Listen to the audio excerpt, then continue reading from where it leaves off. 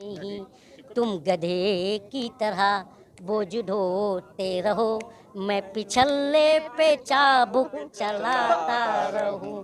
मेरे ब्रेन ले लो, अंधभक्त बना दो, कोई बात अपने मन की सुना दो।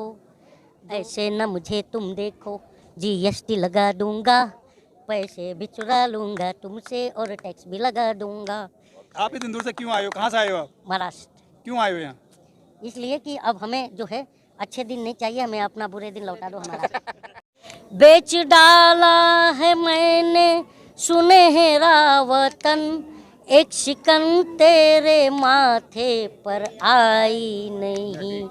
तुम गधे की तरह बोझ ढोते रहो, मैं पिछले पे चाबुक चलाता रहूं। और आगे कहते हैं कि मैं भला हूँ बुरा हूँ या चालाक हूँ, तुम हमेशा से बचिया के ताऊ रहे। रात दिन हल चला कर न गैरत जगी, चंद पैसों में हर दम बिकाऊ रहे।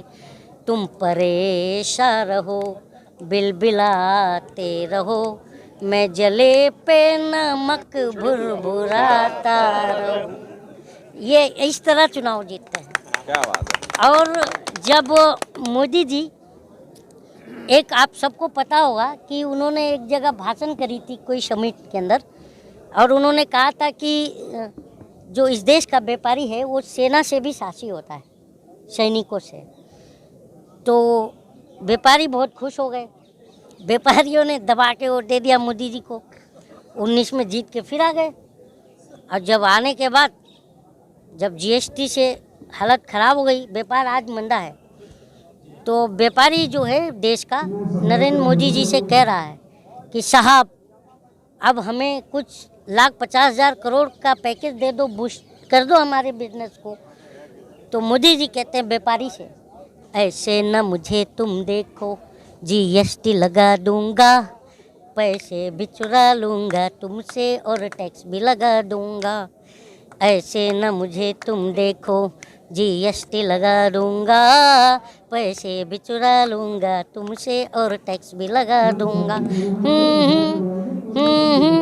सोशल मीडिया से मैंने अंधभक्त बनाया है, डेटा फ्री करवा कर फिर उनमें उलझाया है। सोशल मीडिया से मैंने अंधभक्त बनाया है, डेटा फ्री करवा कर फिर उनमें उलझाया है। नहीं दूंगा रोजगार तुम्हें शमशान पहुँचाऊंगा, पैसे भी चुरा लूँगा तुमसे और टैक्स भी लगा दूंगा। और ये जो फ्रस्ट्रेशन है देश का, बेरोजगारी, महंगाई, अत्याचार, कानून का राज नहीं है, हर कोई चाहता है कि देश में लॉ एंड ऑर्डर हो, पर ये सब चीज़ें नहीं दिख रही है। तो ये भी एक गलत है। तो मैं फिर देखा कि नहीं यार, अंधभक्त तो बहुत खुश होते हैं। जो भी कहता है आकर के कि भाई मेरे पास रोज़गार नहीं है, तो बोलते तू निकम्मा है, काम करने का तेरे को ये नहीं है, बहुत काम है। तो पूछो कौन सा काम है? बोले मजदूरी। बोले मजदूरों को 400-500 रुपये मिल रहा है। अब मैं बोलता भाई मैं मजदूरी कैसे करूं, मेरी पर्सनालिटी देखो, मैं कहाँ से मजदूरी कर पाऊँगा। तो उस पर फिर मेरे दिमाग में आया कि कहीं क्यों ना मैं भी अंधभक्त बन जाऊं। और मोदी जी से मैंने रिक्वेस्ट किया अपने गाने के माध्यम से, और कि मेरे ब्रेन ले लो, अंधभक्त बना दो। मोदी जी मन की बात भी कहते हैं ना, तो वो मन की बात पर ही कटाच है कि मेरे ब्रेन ले लो, अंधभक्त बना दो, कोई बात अपने मन की सुना दो।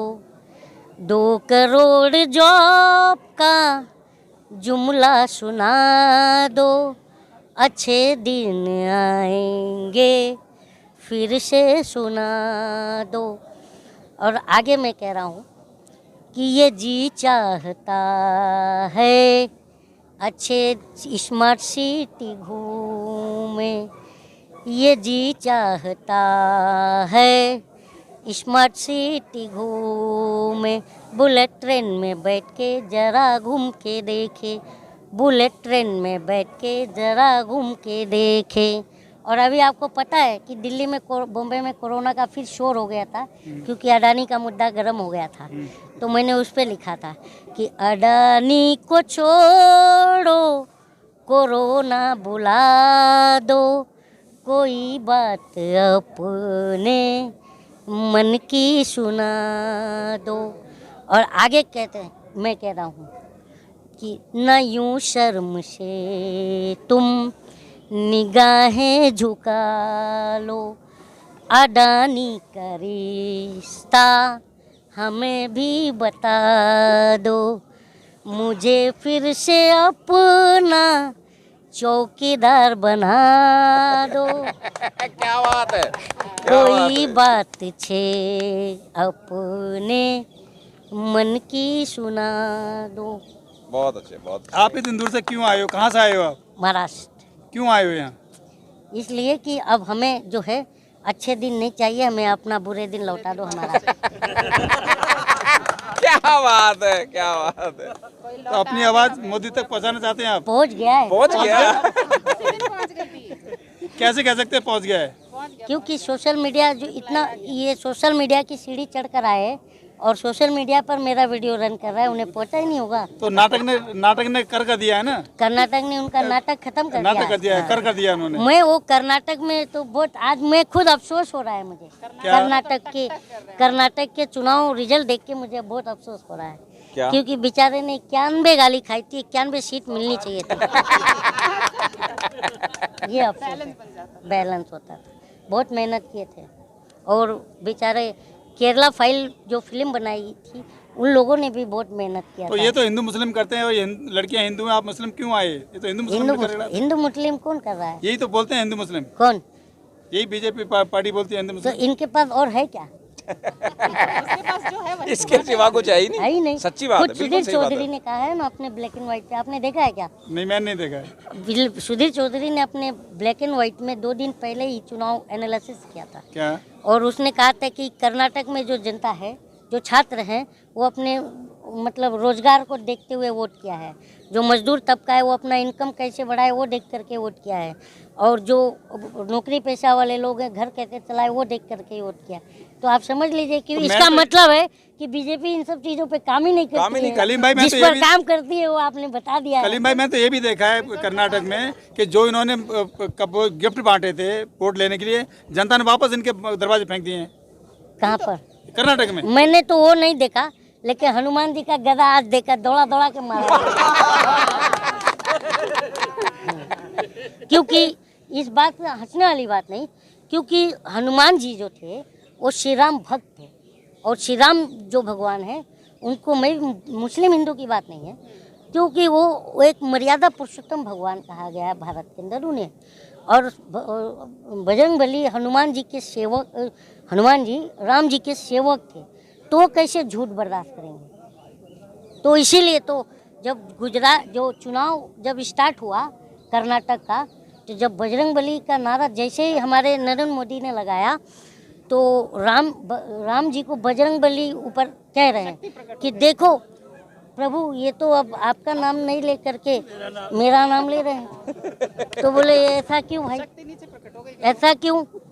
तो बोलते हैं पता नहीं, लगता है वहाँ पर आपसे फ़ायदा नहीं है। तो बोले तो इनसे कहो कि ये हमारा नाम ना ले, ये अपने नेताओं का नाम ले। तो बोले कि वहाँ पर उनके नेताओं की चल नहीं रही है। तो बोले उनसे तो फिर ठीक है, आप ही देख लो।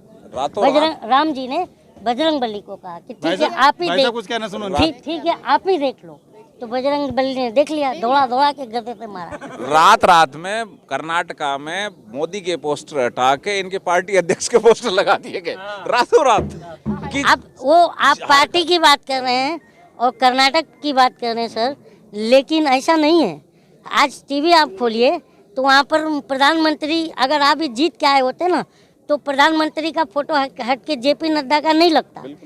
पार्ट में आज जेपी नड्डा का लग गया है, और जेपी नड्डा को भी कर्नाटक ने समझा दिया कि देख लो भैया, 2014 के पहले हमारा भारत रेंग नहीं रहा था जो तुम कह रहे थे।